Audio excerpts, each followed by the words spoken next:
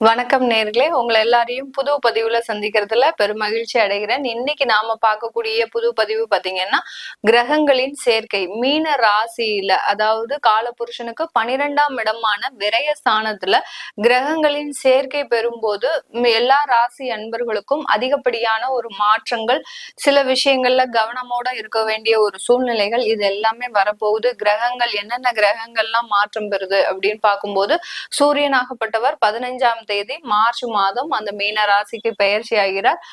சனியாகப்பட்டவர் 30ஆம் தேதி மார்ச் மாதம் அந்த மீன ராசிக்கு பெயர்ச்சி ஆகிறார். அப்படி இருக்கும்போது சூரியன், சனி, புதன், சுக்கிரன், ராகு இந்த 5 கிரகங்களின் சேர்க்கையாகப்பட்டது எந்தெந்த ராசி என்பர்களுக்கு மாற்று பலன்களை கொடுக்க போது, எந்தெந்த ராசி என்பர்கள் ரொம்ப கவனமாக இருக்கணும். அடுத்து ஏன்னா விரயஸ்தானம்ன்றது காலபுருஷனுக்கு விரயஸ்தானம்ன்றது தேவையில்லாத செலவுகளை, தேவையில்லாத உபத்திரங்களை, அதாவது தேவையில்லாத பிரச்சனைகளை இந்த 55 நாட்களுக்கு கொடுக்கக்கூடிய ஒரு தருணமாக இருக்கும். ஜெனரலாவே பாத்தீங்கன்னா எல்லா இடத்துலயும் ஏதாவது தேவையில்லாத பிரச்சனைகள் வந்துகிட்டே இருக்கும். அடுத்து இழப்புகள் நிறைய இருக்கும், உயிர் பலிகள் நிறைய இருக்கும் இந்த காலகட்டத்துல. இது எல்லாமே நம்ம எப்படி இருக்க போது, ஒவ்வொரு ராசி அன்பர்களுக்கும் கோச்சார நிலவரப்படி, ராசின்றது பாத்தீங்கன்னா ஒருத்தருடைய சிந்தனை சார்ந்த பலன்கள் தான். லக்னம் பாத்தீங்கன்னா அந்த ஜாதகரனுடைய பலன்கள். அந்த சிந்தனை சார்ந்த பலன்கள் எப்படி இருக்க போகுது அப்படின்றதுதான் நம்ம இந்த பதிவுல தெளிவா பார்க்க வரோம். இன்னைக்கு நீங்க இந்த பதிவுல கடைசி வரைக்கும் பாருங்க. ஏன்னா உங்க ராசிக்கு சில விஷயங்கள், முக்கியமான விஷயங்கள் இந்த பதிவுல கண்டிப்பா இருக்கும். அதனால கடைசி வரைக்கும் பாருங்க. சப்ஸ்கிரைப் பண்ணாதவங்க சப்ஸ்கிரைப் பண்ணிக்கோங்க. கடகராசி அன்பர்களுக்கு பாக்கியஸ்தானத்துல 5 கிரகங்களின் சேர்க்கை. பாக்கியஸ்தானத்துல பாத்தீங்கன்னா உங்களுடைய 2ஆம் வீட்டு அதிபதியாகப்பட்ட அந்த தனம், குடும்ப, வாக்கு ஸ்தானாதிபதி அந்த சூரியன் 9ஆம் இடத்துல பயிற்சியாக இருக்கிறார். இது ஒரு மிகப்பெரிய ஒரு மாற்றத்தை உங்களுக்கு கொடுக்கக்கூடிய ஒரு தருணம். ஏன்னா கடகராசி என்பர்கள் கடந்த ஒரு 2 வருடங்களாக வேலையே இல்ல, வருமானமே இல்ல அப்படின்னு நினைத்தவர்களுக்கு எல்லோருக்குமே இந்த மாதத்துல இருந்து, மார்ச் 15ஆம் தேதியில இருந்து அந்த வருமானத்தின் அளவை உயர்த்தக்கூடிய ஒரு தருணமாக தான் இருக்கும். யார் யாரெல்லாம் ரொம்ப வருமானத்திற்காக ரொம்ப ஸ்ட்ரகிளா இருந்தீங்களோ, அதாவது கீழ்த்தட்டு ஒரு வியாபாரிகள்ல இருந்து அடுத்து ஒரு பெரிய பெரிய தொழிலதிபர்கள் வரைக்கும், அடுத்து சின்ன லெவல்ல வேலை பார்க்கக்கூடிய அன்பர்கள்ல இருந்து பெரிய அளவுல மேனேஜர் அளவுல உயர் அதிகாரியா இருக்கக்கூடிய அன்பர்கள் வரைக்கும் கடந்த 1.5 வருடங்களாக, 2 வருடங்களுக்கு மேலாக அந்த வருமானத்துல ஒரு தடைகள் இருந்துகிட்டே இருக்கும். ஏதாவது ஒரு பிரச்சனை வரும். அப்படியே அந்த வருமானம் வந்தாலும் ஏதோ ஒரு செலவுக்கு, கடனுக்கோ இல்ல வியாதிக்கோ இல்ல தேவையில்லாத ஒருத்தர்கிட்ட ஏமாந்து போகிறது கூட வாய்ப்புகள் அதிகமா இருக்கும். அந்த குழந்தைகளுக்கு அந்த ஒரு யார்கிட்டயாவது பணத்தை கொடுத்து நீங்க ஏமாந்துருப்பீங்க. அந்த மாதிரி எல்லாம் இருக்கக்கூடிய வாய்ப்புகள் நிறைய இருந்தது. அதனால அந்த வருமானத்துல இருக்கக்கூடிய தடைகள் இந்த காலகட்டத்துல, இந்த 5 கிரகங்களின் சேர்க்கை காலகட்டத்துல கண்டிப்பாக தீரக்கூடிய ஒரு நேரமாக இருக்கும் இந்த கடகராசி என்பர்களுக்கு.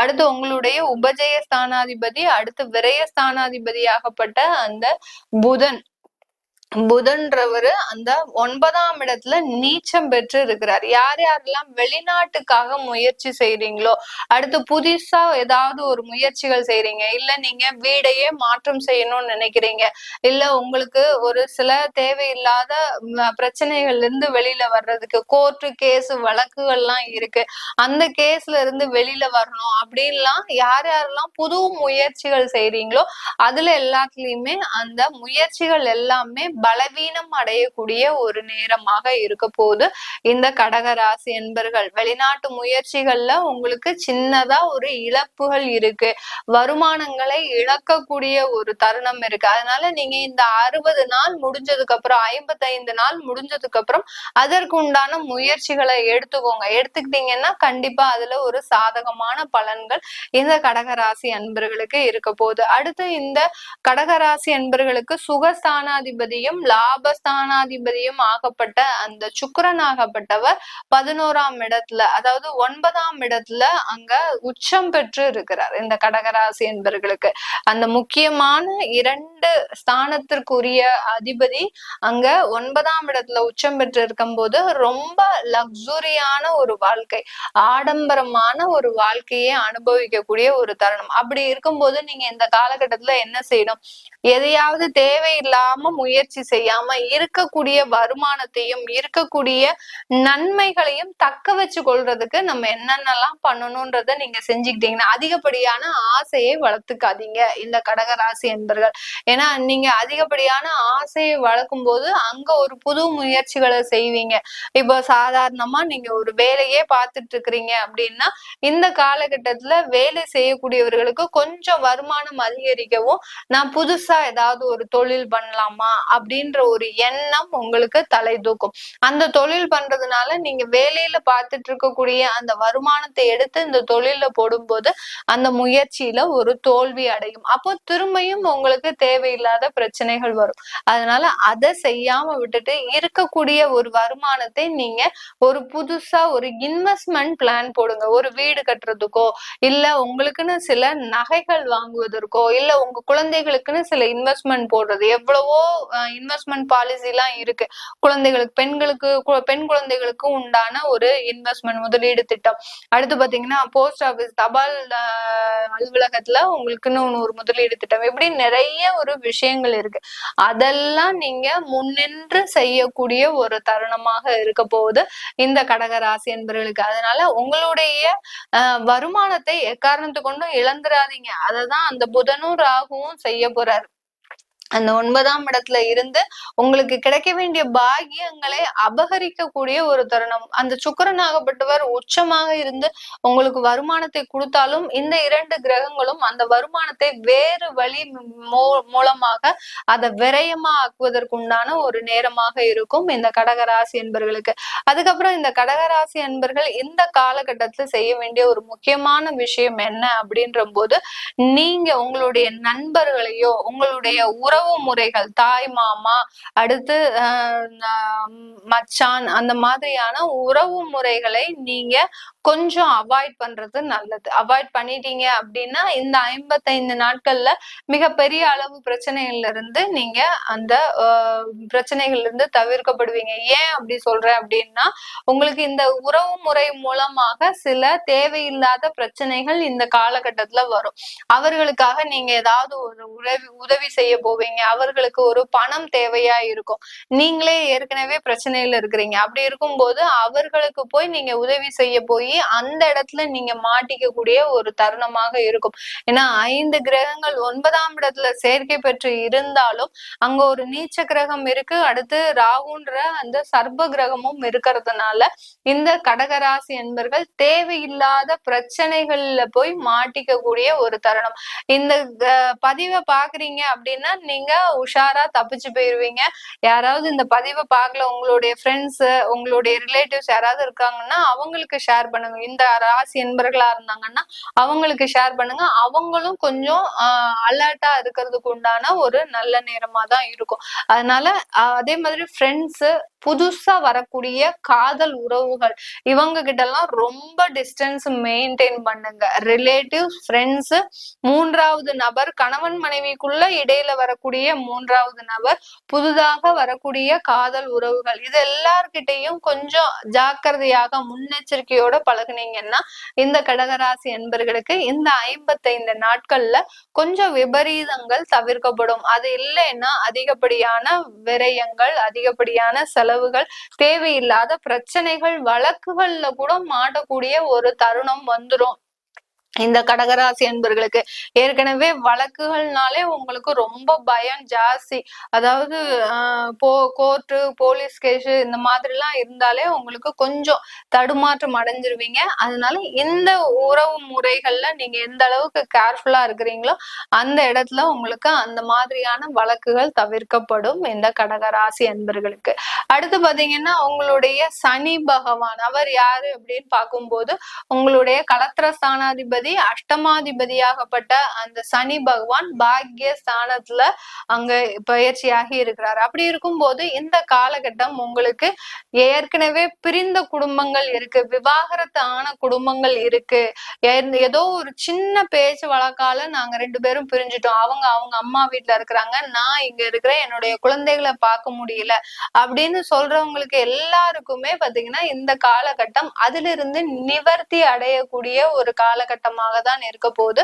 இந்த கடக ராசி என்பர்களுக்கு யார் யாருக்கெல்லாம் நேரம் சரியில்லை அப்படின்னு கொஞ்சம் விலகி கூட இருந்திருப்பீங்க. சில பேர் கடகராசி என்பர்கள் அஷ்டம சனியின் பொழுதுல எங்களுக்கு நேரம் சரியில்லை, எனக்கே கொஞ்சம் கொஞ்சம் ஜோதிடம் தெரியும், அதனால நாங்க கொஞ்சம் விலகி இருந்தோம் அப்படின்றவங்க எல்லாம் திரும்ப மீண்டும் வந்து சேரக்கூடிய ஒரு தருணமாக இருக்கும்.